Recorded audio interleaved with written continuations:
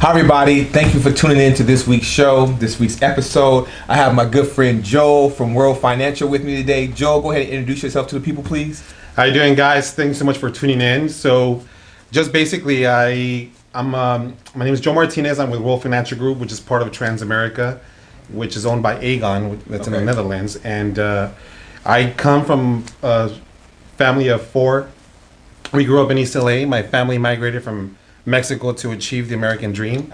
And the other day, you know what, James, the other day a friend of mine actually gave me a good concept where she said, did you ever heard of the Canadian dream? Or the Italian dream, or the, Mexican dream? Like, you never hear about that. Right. It's always the American dream. Right. So I guess my parents bought into that concept, and they decided to leave their family, their friends, their culture, the food, everything they knew to be able to have a better life. So they brought us here to the United States. And I think I figured that, like most families, when they come to this country to have a better life than they could have had in their own country, it really is a factor if you have people here that are going to be able to teach you the culture and how things are being done here. So they had to learn all that stuff. So when we landed in East LA, there wasn't really anybody that could really support my parents. Therefore, our upbringing was just whatever ethics they had from their parents. Respect, morals, go to school, have good grades, to be able to have a good job, to be able to, so you don't have to work as hard as we did. And that's the kind of upbringing that I had, when, coming from immigrant parents, pretty much.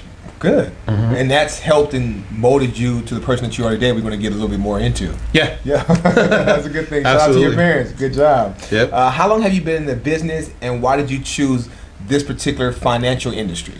So it's going to be 5 years coming up this March. Yeah, 5 March. I've been doing everything. I did car sales. I did real estate at one point. I didn't know that. Back when the market crashed, but the reason why I got into this industry was because I actually found out that I come from a long lineage of individuals that revolutionized the financial services industry by bringing a new concept and new ideas to it. It all started with Art Williams, who founded A.L. Williams back in the day, who he actually turned out to have more than 200,000 plus agents throughout the United States. He was huge. He eventually came across a gentleman named Hubert Humphrey. Hubert Humphrey came across a gentleman by the name of Rich Tholley. And Rich Tholley came across a gentleman that a lot of you viewers might know him, and I'm sure you might know him, Mr. Max Out himself, Ed Milet. And then Ed Milet came across another gentleman named Guillermo Haro, which is my personal business coach and mentor. So these gentlemen were passing down generation of wealth, of knowledge, to be able to have a correction in society with correcting them and educating them so they could be financially savvy. Because like I mentioned, I was raised in East LA where median income combined was about, $35,000, $40,000 a year. And nobody came knocking on my doors to be able to teach my parents about financial concepts and strategies. So I figured, okay, now that I'm an adult, I'm going to be for other families what my family needed back in the day. So you're going to, I want to say right that wrong, because it's not necessarily wrong. I think sometimes it's just a lack of knowledge. Sometimes we just don't know. And specifically different cultures, different neighborhoods, different communities, we just don't know. So that's part of why you got into this part of the financial business. And when I'm saying financial business, give them a little bit as to what you do exactly. So basically what we do is we're going to have a very basic education to these families by sharing with them what is going to potentially take their income from here to here. And how do we do that? Well, one, we're going to teach them how to get out of debt. That's key right there. Do you think that most families right now in society, do you think they're in debt or out of debt? Definitely in debt, especially around the holidays. We get more in debt because of the fact that we want to help our family. Absolutely. So we're going to be able to teach them how to settle on that debt by reducing the balance, reducing the interest rate, and reducing their monthly payment. After we do that, we're going to be able to take a look at their income protection, because a lot of families out there, they don't have any life insurance going on for themselves, or they have insufficient life insurance. That's why you see most of the time on weekends, people with banners like car wash, or you see a GoFundMe on Facebook. And that's one of the reasons why I want you to come in, because that financial aspect is very important. And we'd rather spend, let's just say in a month's time, getting a latte or Jamba Juice or Chick-fil-A or even McDonald's for the 99-cent menu. You can spend $30, sometimes $60, depending on how many children you have, when that can be going to your financial benefit to have life insurance, so your family aren't having a GoFundMe and a car wash in a shopping center somewhere. Yeah. And one of the things I've come across, James, is that these families, they just don't have any life insurance because they've never been educated in how it works. Got it. So a lot of them have the misconception that it's too expensive, or I don't know if the insurance company's going to pay off or whatever. Right. So we're going to be able to tell them exactly how it works, the ins, the outs, the good things and not so good things about each policy, whether a term or permanent. Right. And we're going to be able to custom tailor to their goals and their needs and whatever they want to accomplish. Okay. Other than that, if they don't die prematurely, those breadwinners, mom and dad, when they're going to reach retirement age. Right. So we take a look at what they got going on for that, because the last thing we want is for these fathers and mothers to be able to have to keep on working after the age of 60. Right.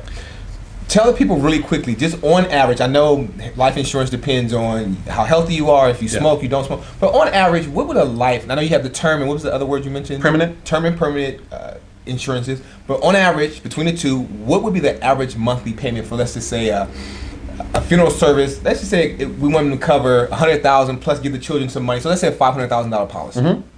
For, let's just say, for a 35-year-old, it could be as low as $30 a month. $30 a month. You spend that in one trip by yourself to a restaurant. Yeah. Or a fast food place. If you think about it, let's just say it's $30 a month. Okay. How many days are in there in the month?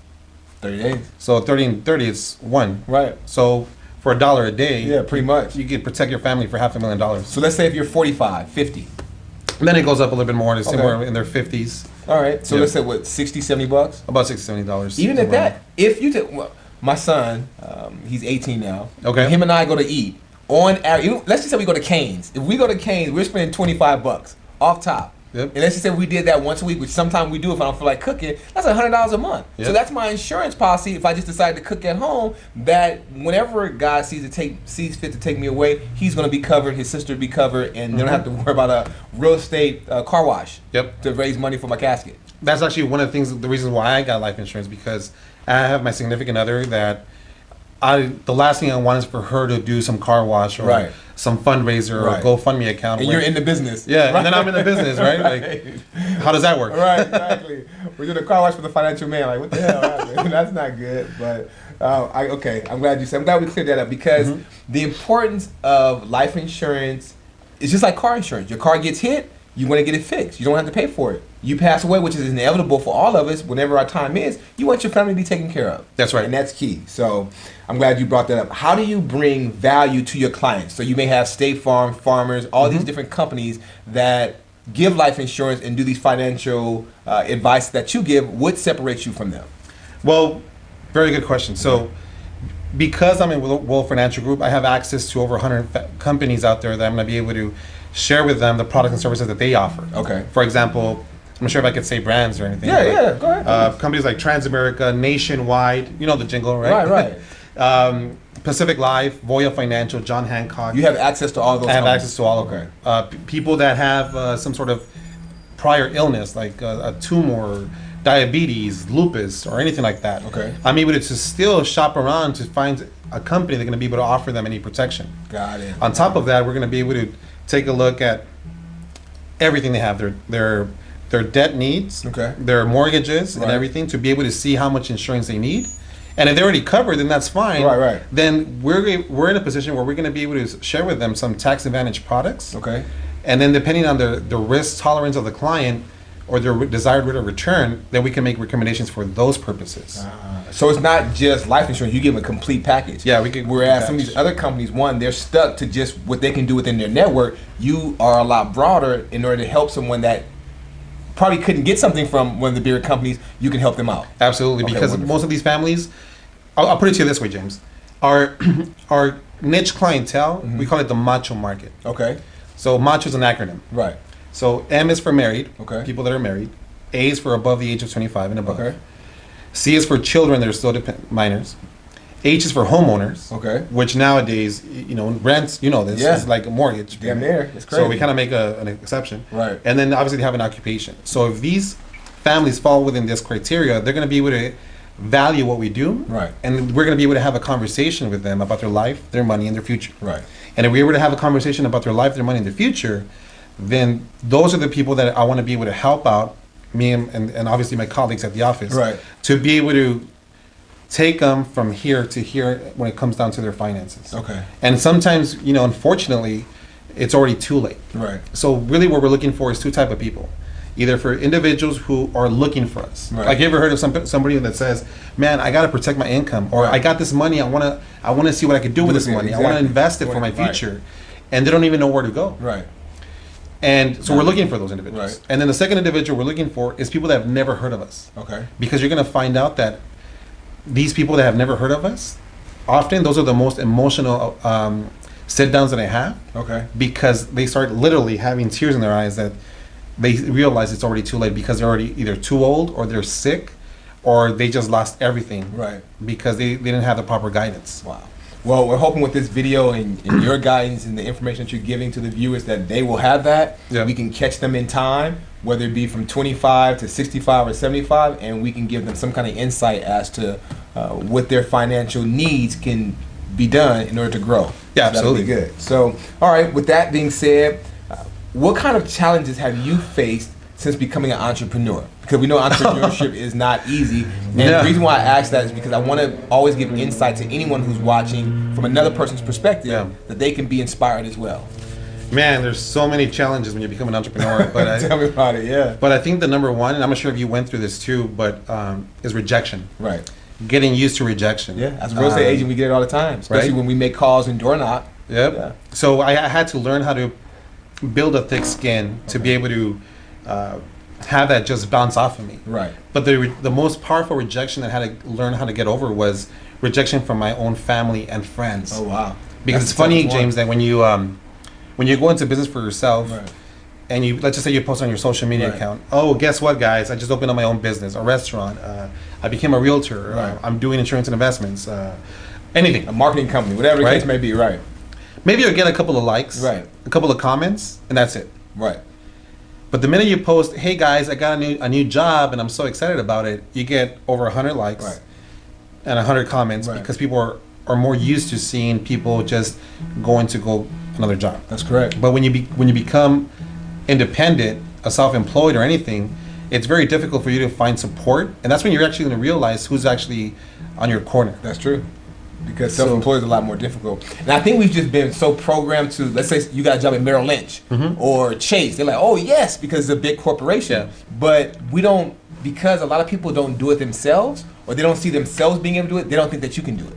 Exactly. So it's that mindset that we have to break, and I'm glad you're breaking that mold. Yeah. Yeah, so that's good. So that was I think that would be the biggest challenge I had. Luckily, I stayed close to my leadership. Okay. Who were able to be there for me when I was getting this rejection. Right. And I think that's key. If you don't have someone to go to tell them like, hey, I'm going through this. Right. And these are people that are close to me. Right.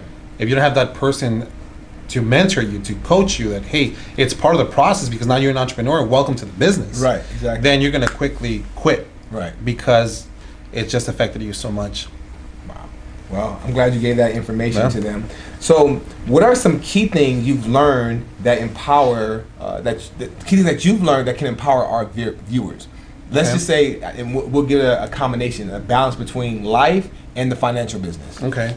So, I guess there's 5 things that would be key for either life and business. Right. I think they go hand in hand. Okay. Number 1 is that you have to have strength of character. Right.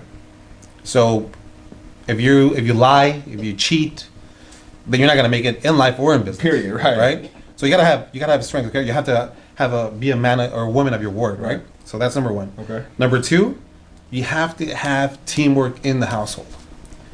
If you're married, if you have a significant other, and that person is not on your corner, forget it. Right. Yeah, and then sometimes a lot of people, what they do, James, is they're like, okay, babe, I'm gonna go in business I'm gonna open up this business. Right. And they typically do, okay, you do your thing. Yeah. And I'll keep on doing my right, thing. Exactly.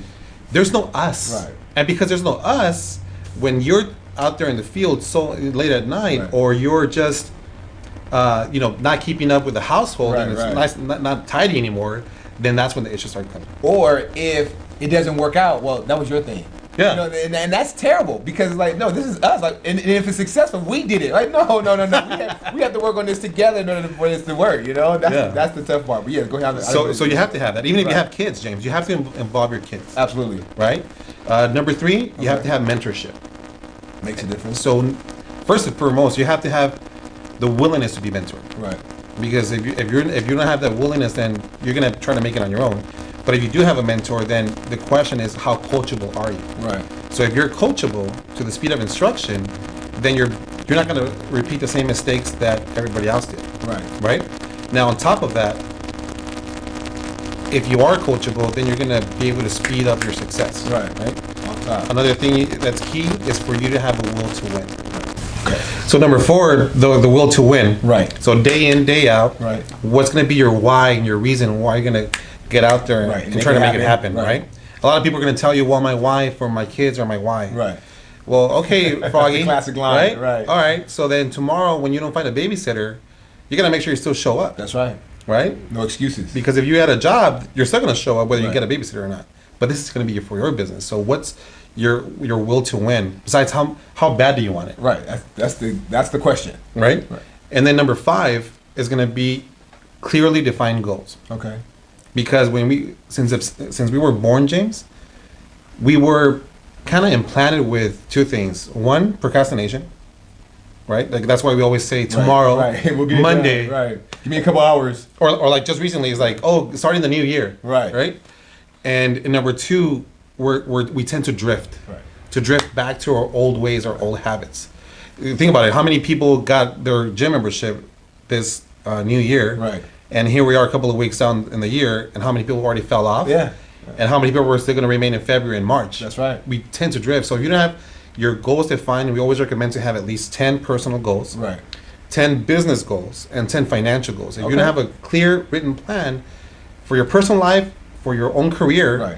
or your finances, then there's no progress. How you even make it? You got to write it down. I just had a guest on, Deborah Galley from First American Title, and she was talking about that. How people always talk about your goals. Don't just write them down and put them in a drawer. You have to see them.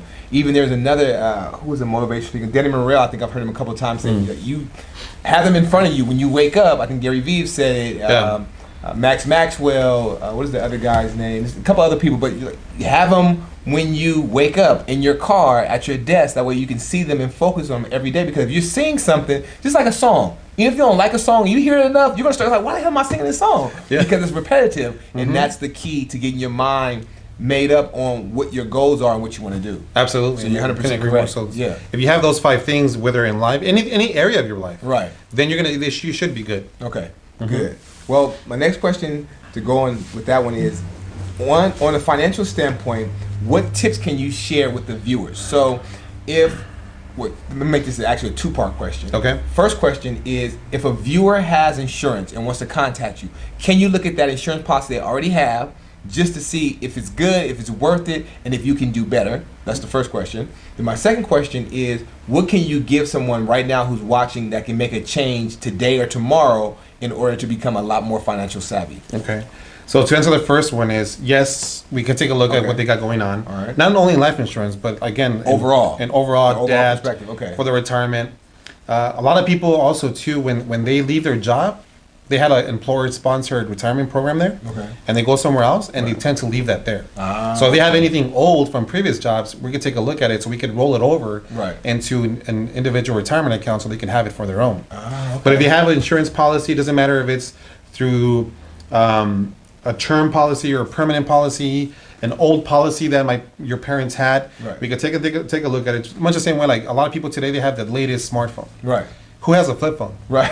No, I think anybody, if you ever see somebody with a flip phone, they're doing something wrong. Like they're a criminal, because that flip phone. That's a burner. Yeah, that's a burner. That's an analog phone. They probably have about 5 of them. So yeah, you're right. So I mean, you're gonna update stuff. Right. So Exactly. maybe the cover, now they're homeowners. Right. So their insurance needs changed. Right. Now they have kids, or maybe they got divorced now. So we could take a look at that. Okay, good. And then to answer the second question was, what financial advice can you give to the viewers if they want to do something starting today or tomorrow? What can they do?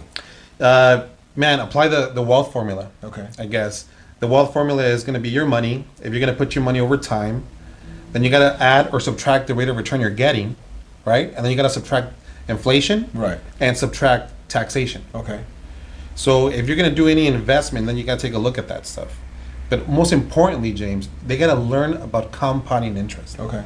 I think it was Albert Einstein who made it famous because he said, those who understand it earn it. Right. Those who don't pay it. Right. And the best way to learn about, just to give you something tangible for your viewers, is, for example, the rule of 72. Okay. Which is, if you take the interest you're earning and you divide it into 72, okay, it'll tell you how many years it's going to take for your money to double. Oh, wow. So a lot of, like, for example, I in my bank, if I put them into savings account, they give me a 0.00 pathetic numbers. Right. Right. 0.002%, right? Right. So if I divide 0.002% 72, it's going to take me more than forever. 8,000 years. Yeah, you wouldn't be here. Right. So it depends on where you're putting your money. If you do that math, then you're going to do it. That's why you see right now over the holidays, these creditors and lenders, they lended massive amount of money because they know that they're charging clients, 25%, 30%, whatever it is. I've even heard when the holidays come around, people who regularly couldn't get credit cards, they still extend it and go over to give it to them because they know they'll charge it up. Yep. Right. Wow. So if you apply those two concepts, either the wealth formula or the rule of 72, you're going to be able to see if your money's actually working for you, or you're actually doing the wrong way, which the majority of the population does what they're doing. Okay. I have a question. As a realtor, so this year I want to get my broker's license. Okay. Not I want to, excuse me. I am going to get my broker's. And one thing I've always wanted to do to bring value, and I probably shouldn't say this on camera because some other brokers are going to take it, but I'm going to say it anyway. One thing I want to offer when I do my boutique brokerage is I want to, my agents, when they close transactions, I want them to have life insurance taken out. That's part of their deductions from their commission. And 2, can a real estate agent have a 401k? Technically, I mean, it's a very gray area because they're independent contractors. Right. And typically a 401k is an employee. Ah, okay. Well, I'm glad you answered right? that. Okay. It's designed for employees. Right. So can we do it? Absolutely. Got you.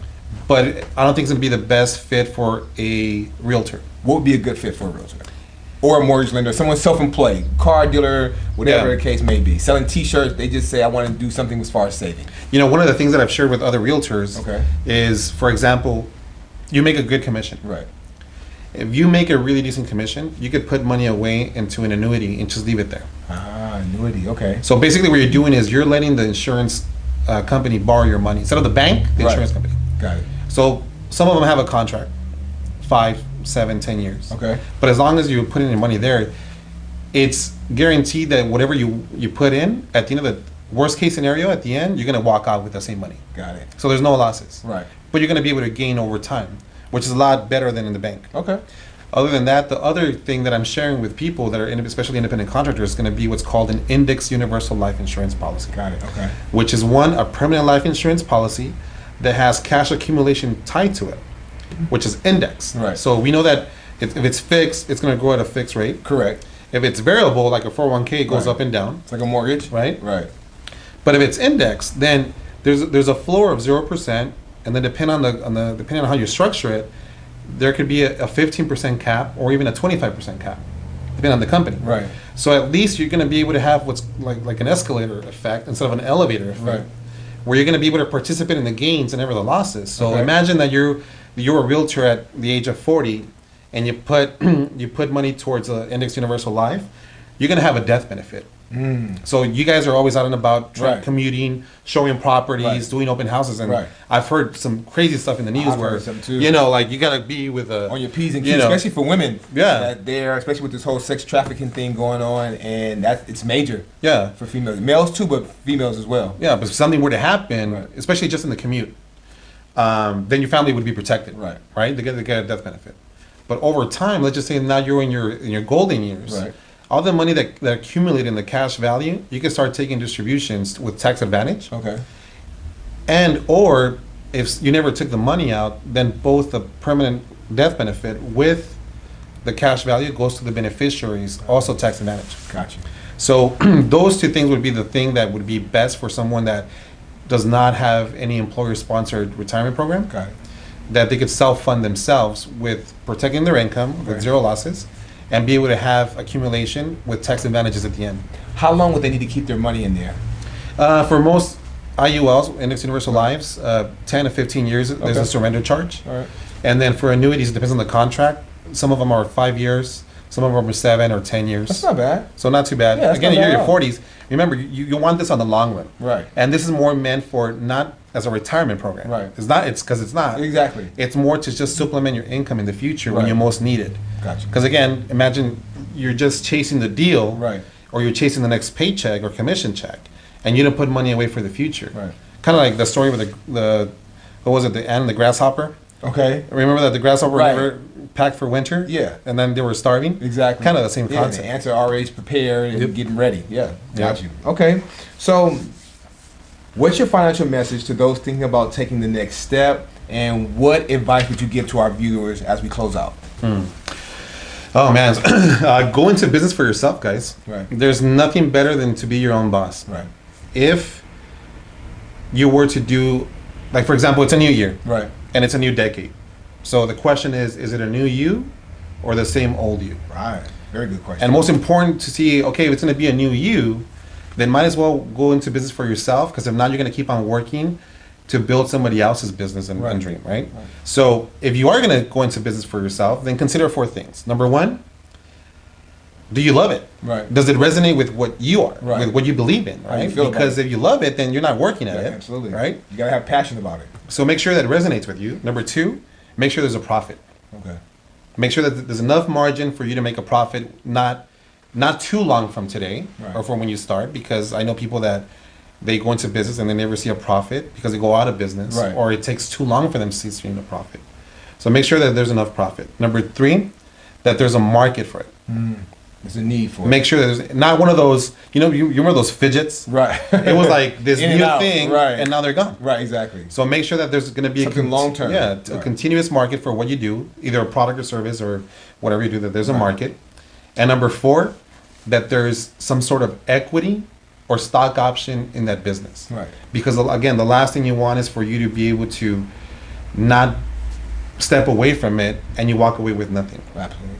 Make sure you're able to build something that, at the end of the day, hey, I want to sell, Mr. Company, I want to sell my book of business back to you. Right. Or, hey, my business is worth this much, cash me out on that. Right. Because it's worth, you build something. Right. Versus a job, you quit and you want to give your cubicle back, and they're going to be like, they'll just get rid of you. They're not taking get that rid back. of you. Right. As a matter of fact, let me see if you're not taking anything from here. Right. Exactly. This is all ours. Yeah. So that, and then I guess also the final message would be, there's a book out there called The Cash Flow Quadrant by Robert Kiyosaki. Okay. The cash That's the flow, same guy who wrote Rich Dad Poor Dad. exactly. Got you. Okay. So he people talks know. about the 4 ways for you to make income. Okay. As an employee, self-employed, business owner, and investor. Okay. And it breaks it down in detail. Okay. And then if something resonates with you from that book, then make accordingly. There you go. There you go. Well, I hope you guys enjoyed this time. Thank you guys for tuning in again. Thank you, Joe, for No coming problem. through, man. And Thank you for talking having me. to us. Yeah, no, definitely. We're gonna have you on a lot more. We have to figure out something we can do weekly, because outside of this, we just want to be able to give people the financial advice, like you talked about in the beginning when you came over and you didn't have what you needed. We want to give people that. Okay. And one of the best ways to do it is through social media platforms and the internet. They can just look at their phone, they have a question, they feel a certain type of way, and they get inspiration and guidance, and that's what helps us to build the next generation and next generation, just like you talked about, the people helping the next Yep. person, and that's what it's all about. So That's thank what it's you all again. about. No problem. Thank you. All right. Thank you guys for watching. We'll see you next week.